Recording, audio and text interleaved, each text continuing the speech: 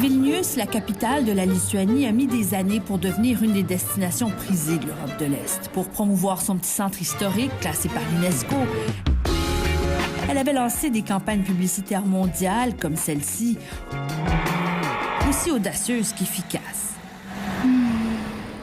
L'été s'annonçait donc glorieux jusqu'à ce que le virus s'invite à la fête et impose 2 mètres de distance. We've calculated in the old city that in most places it's practically impossible to provide the service. Le maire de la ville, fidèle à sa réputation, a décidé d'innover une fois de plus et cette fois en un temps record. So we decided to open up all public spaces, basically all public spaces for open-air cafes in order for them to serve the clients. And basically we declared Vilnius as one big open-air café. Notre caméraman l'a rencontré au cœur d'une ville qui est en train de se transformer en immense café à ciel ouvert. Plus de 200 restaurateurs se sont déjà inscrits au programme et Mantus Tupeka a sauté sur l'occasion et croit déjà qu'il va éviter la faillite. Il pourra non seulement utiliser le trottoir gratuitement, mais ce n'aurait pas été assez. Il pourra aussi installer 10 tables dans ce petit parc et même y servir de l'alcool. La règle s'applique à tous en autant que l'espace récupéré soit pas plus loin que 40 mètres du restaurant.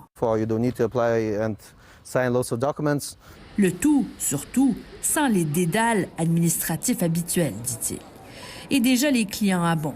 I think it's a good idea because we have to start thinking about how we will live after this virus. Bref, c'est une flexibilité qui devrait, dans l'urgence, inspirer des villes comme Montréal, selon l'urbaniste Gérard Baudet. C'est souvent dans des situations comme celle qu'on vit que les avancées se font de manière la plus significative parce qu'effectivement, il y a moins de capacité de résistance. La preuve, c'est qu'en quelques jours, dans son propre quartier de Rosemont, on a pour la première fois élargi l'espace piéton sans que personne ne rouspète. Il faut qu'on apprenne à faire des choses plus simplement, plus rapidement. Essayons de voir quels sont tous les morceaux de terrain dans le domaine public et dans le domaine privé qu'on peut réapproprier collectivement. C'est une belle opportunité justement pour expérimenter des choses présentement. Car il n'y a pas que les rues et les parcs que l'on peut emprunter.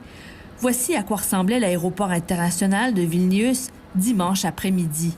Le tablier a été transformé en ciné-parc géant, une première mondiale et une initiative des organisateurs du Festival des films qui a dû être annulée, tout comme les voyages.